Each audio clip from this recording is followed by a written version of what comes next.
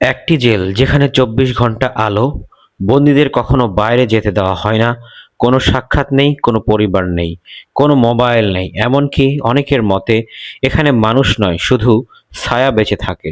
এই জেলকে বলা হয় পৃথিবীর সবচেয়ে কঠোর কারাগারগুলোর একটি। আর এই জেলের পেছনে আছেন একজন প্রেসিডেন্ট, নাইব বুকলে। তিনি দাবি করেন, আমি আমার দেশকে গ্যাংদের হাত থেকে বাঁচিয়েছি। কিন্তু সমালোচকরা বলে এটা মানবাধিকার লঙ্ঘনের একটি ভয়ঙ্কর উদাহরণ।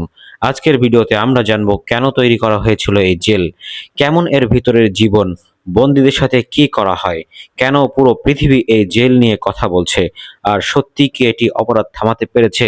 ভিডিওটি শেষ পর্যন্ত দেখুন, কারণ শেষের তথ্যগুলো আপনাকে অবাক করে দেবে। আজকে এআই সালভাদর একসময় ছিল আর আতঙ্কের একটি দেশ এবং রক্তাক্ত একটি দেশ।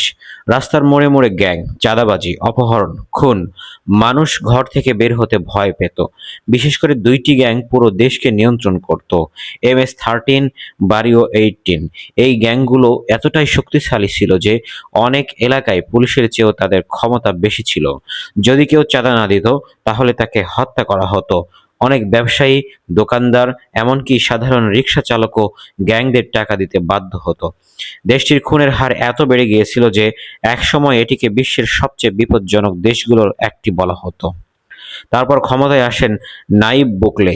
তার এই প্রেসিডেন্ট এমন ঘোষণা দেন, আমি গ্যাংদের শেষ করে দেব। ২০২২ সালে হঠাৎ করে দেশে ব্যাপক হত্যাকাণ্ড শুরু হয়। মাত্র কয়েকদিনের মধ্যে বহু মানুষ মারা যায়। এরপর বুকেলে জরুরি অবস্থা ঘোষণা করেন। পুলিশ এবং সেনাবাহিনী শুরু করে বিশাল অভিযান। হাজার হাজার মানুষ গ্রেপ্তার করা হয়।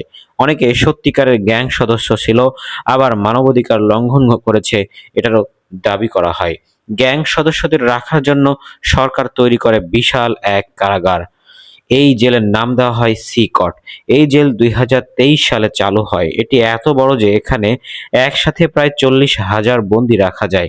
চারপাশে বিশাল কংক্রিটের দেওয়াল, বৈদ্যুতিক তার, কাঁটাতারের বেড়া, ওয়াচ টাওয়ার, শত শত সশস্ত্র প্রহরী এমনভাবে ডিজাইন করা হয়েছে যেন কেউ পালাতে না পারে। কেউ একে বলে লাতিন আমেরিকার আলকাট্রাজ। এখন চলুন দেখি এই জেলের ভেতরে জীবন কেমন। প্রতিটি সেলে থাকে কয়েক ডজন বন্দী। কয়েক সময় ৬০ থেকে ১৫০ জন পর্যন্ত একই সেলে রাখা হয় বলে বিভিন্ন প্রতিবেদনে উল্লেখ করা হয়েছে। তাদের মাথা নেড়া করা হয়, সাদা পোশাক পরানো হয়। বিছানা খুব সাধারণ। ২৪ ঘন্টা লাইট জ্বলে, কোনো ব্যক্তিগত গোপনীয়তা নেই। ক্যামেরা সবসময় নজর রাখে। বন্দীদের কখনো বাইরে হাঁটতে দেওয়া হয় না। পরিবারের সাথে দেখা করার কোনো সুযোগ নেই। সরকারের ভাষায় এরা সমাজের জন্য হুমকি। এই জেলের নিয়ম অত্যন্ত কঠোর। খাবার খুব সীমিত। প্রতিদিন নির্দিষ্ট সময় খাবার দেওয়া হয়। কোনো মোবাইল নেই, কোনো টিভি নেই, কোনো বিলাসিতা নেই। বন্দীরা সারিবদ্ধভাবে বসে থাকে। অনেক সময় তাদের হাত পেছনে রেখে বসিয়ে রাখা হয় ঘন্টার পর ঘন্টা। প্রহরীরা সব সময় অস্ত্র হাতে টহল দেয়।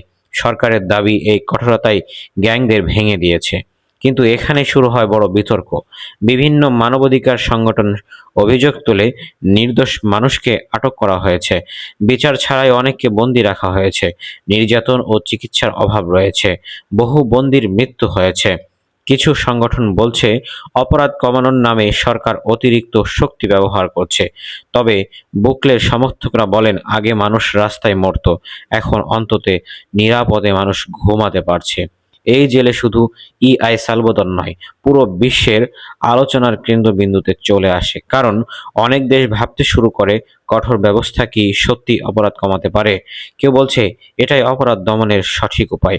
আবার কেউ বলছে এভাবে স্বাধীনতার ধ্বংস নয়। এই জেল নিয়ে সোশ্যাল মিডিয়ায় কোটি কোটি মানুষ বিভিন্ন ভিডিও দিয়েছে।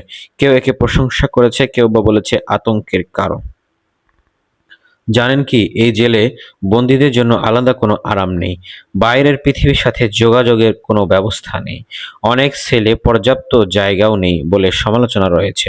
আর সবচেয়ে ভয়ঙ্কর বিষয় হলো, সরকারের কিছু কর্মকর্তার বক্তব্য অনুযায়ী অনেক বন্দী হয়তো আর কখনো সমাজে ফিরবে না।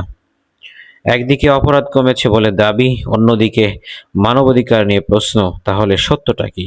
সি কট কি সত্যি শান্তি ফিরিয়ে এনেছে, নাকি এটি ভবিষ্যতের জন্য আরো বড় ভয়ের সূচনা তৈরি করেছে? সিদ্ধান্ত আপনার। তবে একটা বিষয় নিশ্চিত, এটা করার জন্য হাজারো মানুষের প্রাণ বেঁচে গেছে। ভিডিওটি ভালো লাগলে লাইক দিন, চ্যানেলটি সাবস্ক্রাইব করুন আর কমেন্টে জানান আপনি কি মনে করেন, এমন কঠোর জেল অপরাধ কমাতে সাহায্য করে? আবার দেখা হবে নতুন কোনো রহস্যময় ও বাস্তব ঘটনার ভিডিও নিয়ে। আসসালামু আলাইকুম।